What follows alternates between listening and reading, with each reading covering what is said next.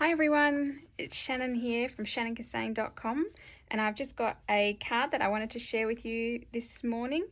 So I'm going to be using one of the new stamp sets, Gnome for the Holidays. So this is in the August to December mini catalogue, and it is on page 23. So it's called Gnome for the Holidays. It's got 4 images and then 4 sentiments that go with it.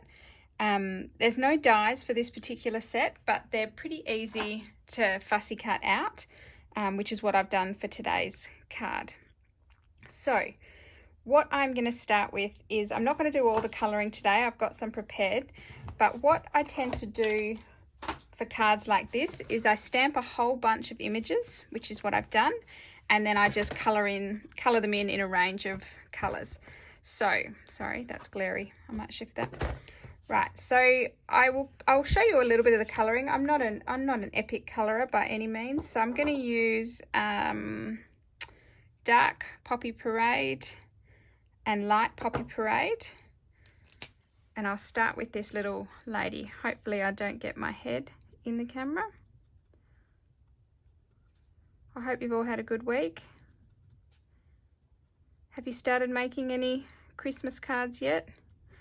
I've started to make just a few, just to get a little bit of a stash up and going, so that come closer to Christmas I'm a little bit organised.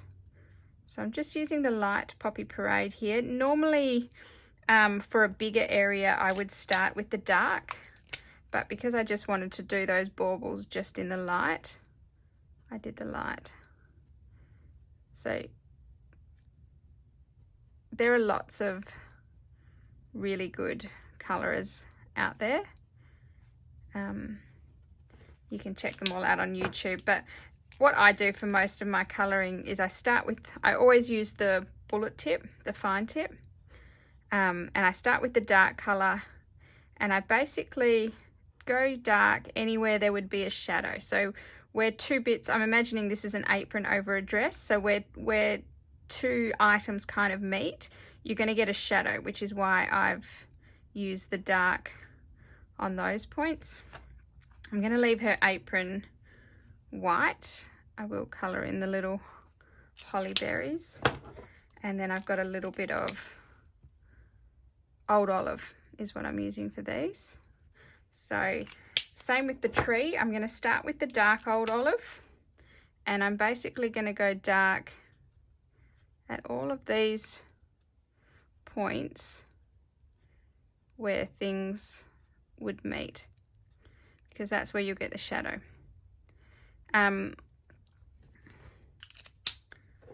Make sure when you're using your blends that you're putting your lids on nice and tight in between, and it pays to do small areas at once. It just makes the blending that much easier. So when you're first starting out, just do really small areas.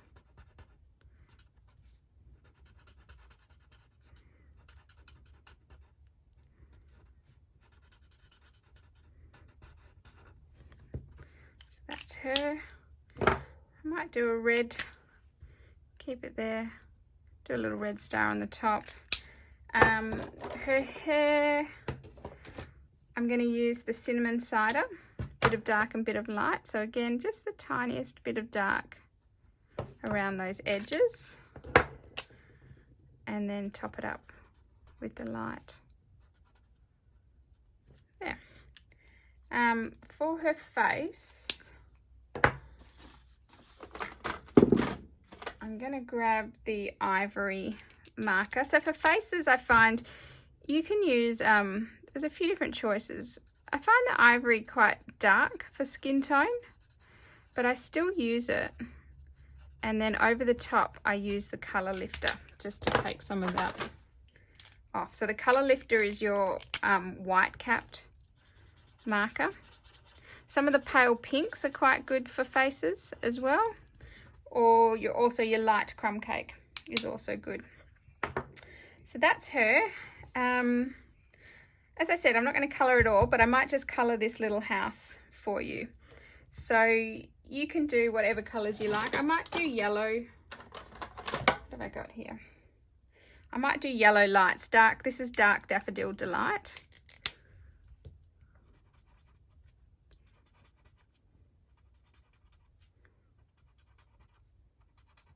These images are all a really nice size, so if you wanted to stamp them onto a die cut shape or something like that, you could easily do that.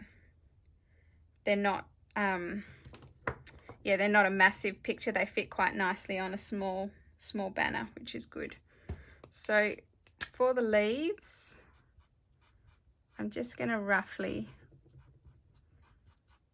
it doesn't have to be exact because it's, you know, leaves growing at the base of a stump. It's not going to be perfect. It's nature. I'll just put a bit there. Okay, and then the main trunk, I suppose you'd call it, I'm going to do in Cinnamon Cider as well. Again, just dark round those edges. The string of lights would lead a shadow, would leave a small shadow. And the light Cinnamon Cider.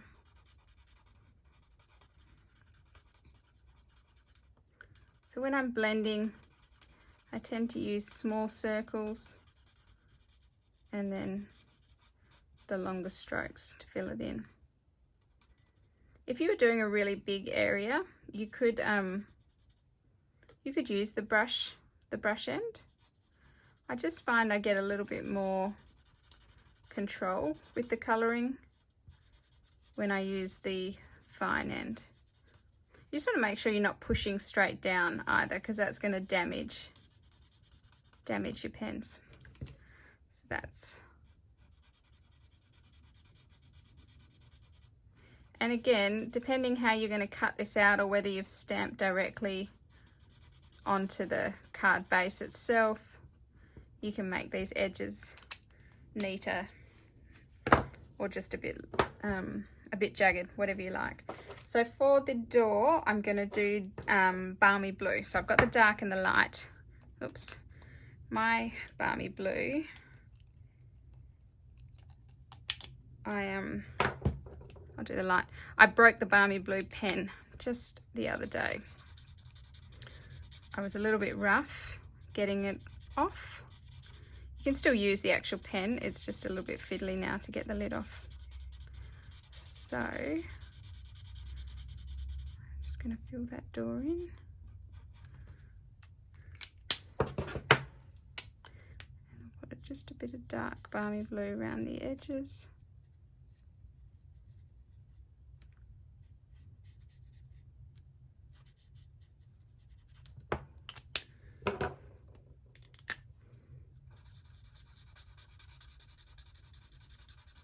I find the light Balmy Blue really light, so I end up really layering it on. But just be mindful with the alcohol markers that they do dry slightly differently than when the colour first goes on. So sometimes it's best to kind of do a little bit and go on to something else and then come back. Okay, so that's two of the little images, so I'm not going to colour the rest of them. But I have already coloured and cut them out just here. So they are a little bit fussy at the top of his particular hat there to get the cutting out perfect. I certainly haven't got it perfect, but it's good enough. And you know what, if you snip that off, you could just add a little bit of bling or add a bit of ribbon there. Okay, so for my card, I've got a layered size piece there, and what I'm going to do is get this speckled stamp from the Waterfront stamp set and my Versamark ink. Actually, I'm just going to use my embossing buddy first, just to make sure. So I'm basically going to be putting on a layer of snow using this splatter stamp. So I'm just stamping it wherever, it doesn't really matter. it's random. When you're doing this yourself, you can actually see where you've got the Versamark on the paper. You probably won't be able to see that on the camera. And I'm going to emboss this in white. Okay, I think that should be enough. Right. White.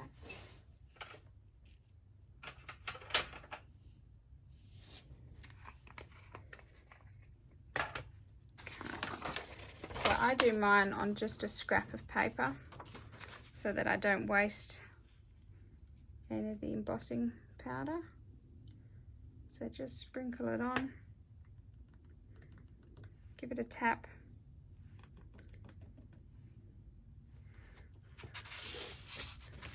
And pop it back in. Okay. Now, just, sorry if this is noisy, I'm just going to heat emboss this.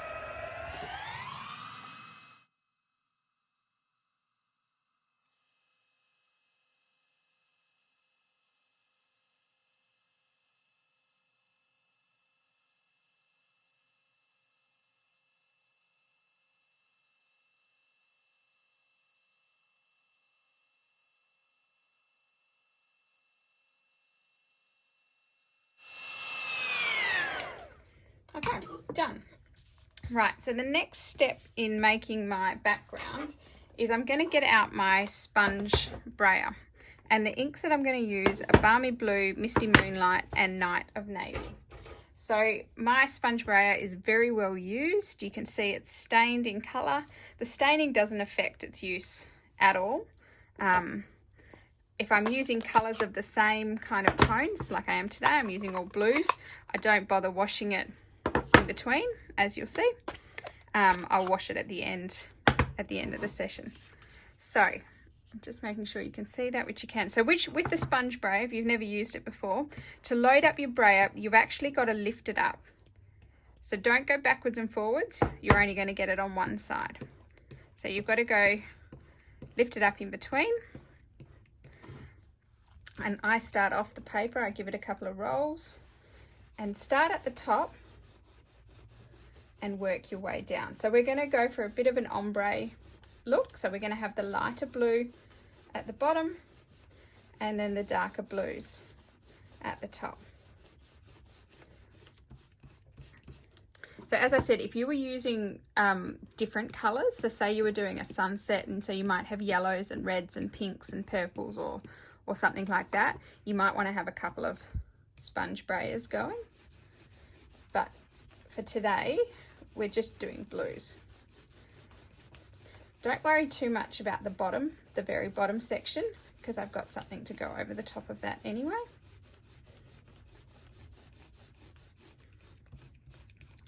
So the trick with sponging, sponge brayering, anything kind of like that, is to start light. You can always add more, but once it's down, you can't take it away. So you might also want it a bit darker around the edges.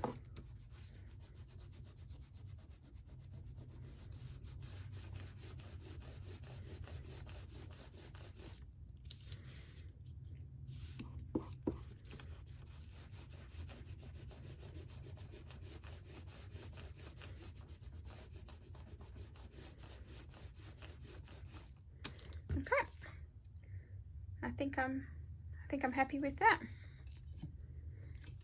Okay, so I put these inks away.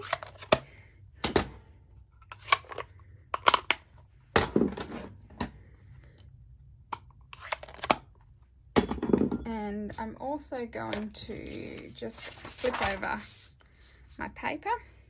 Right, so the next step, now this is something that Stampin' Up! Doesn't actually sell anymore, but I have got a stash of it and I'm sure lots of people do, and that's the glimmer paper. So if you don't have a stash of the glimmer paper, don't worry, you can use any glitter paper that you can buy in lots of different places. I really like the Stampin' Up! One because the glitter didn't come off it. It doesn't come away from it, which is really nice. But they have discontinued it, which is a bit of a shame. But I will continue to use my stash. So I'm just going to lay out my card now. So I've actually cut the pebbles off the little house at the bottom there. And it's just going to be a little collection of gnomes hanging around their house. So I think I'm basically going to have a layout like that. Now for my sentiment, I have got, I've got a stack of sentiments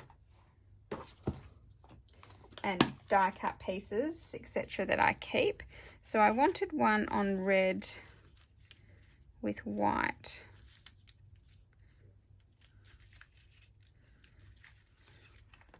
So I've got Merry Christmas, Christmas wishes maybe. And I think I'm just going to put that up the top there. Okay, so to start with, I'm just going to glue down the glimmer paper. Now I'm going to put the glue straight onto the paper, so then I know how much I need, because I'll just trim off the excess. Right.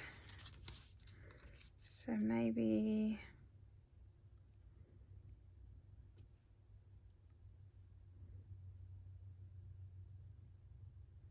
something like that.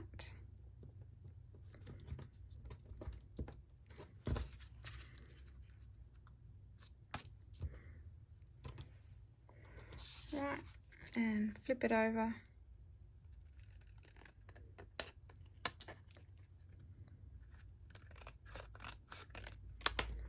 And cut off the edge. And then I think I'm gonna glue the house down, but then have the people up on dimensionals.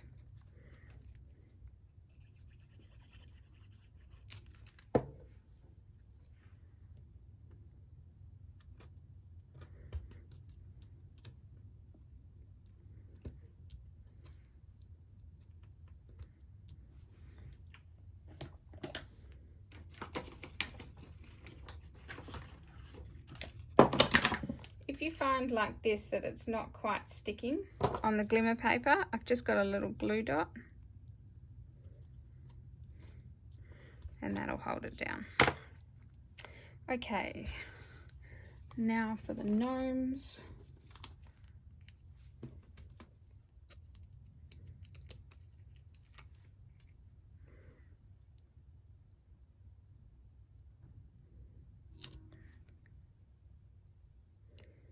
Him there.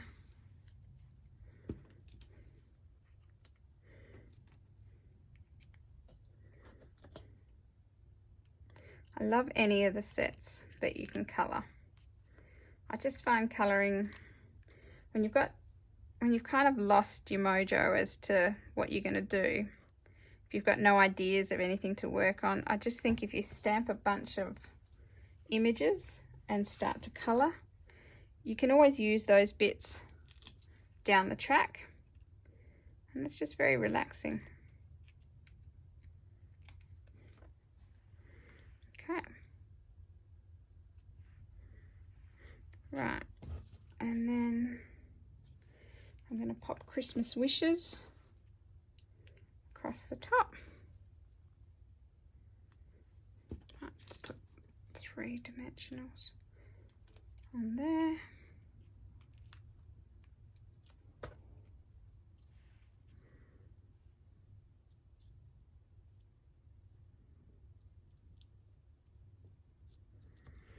And again, cut that off. Maybe doesn't need to be that long. Cut that off. And then I think I'm just going to put that on a plain Whisper White base.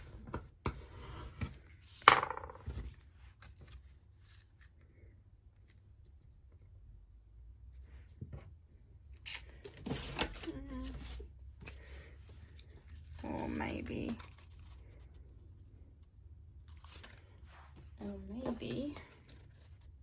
do you do that? Do you just have a bunch of cardstock and you just keep switching it around? I reckon maybe a very thin border of white on a Misty Moonlight base. So let me get some white cardstock. So I'm basically cutting this 2.5 mil bigger than the base.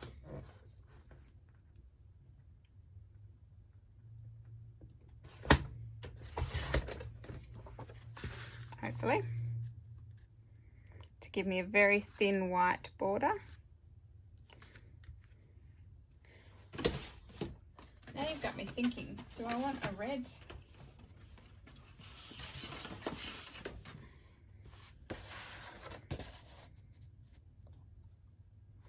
I think I'm actually going to have a red base after all that. That wasn't planned, but I think it matches nicely with the sentiment.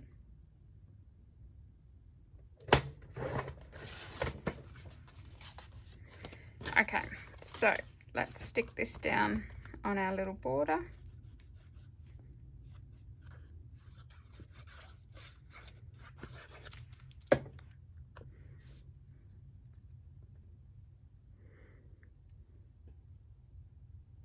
Now it's only a very thin border, so you need to line it up quite well. So I definitely recommend using a liquid glue for that, because you've got a little bit of time to do it. And then there's the rest of our card.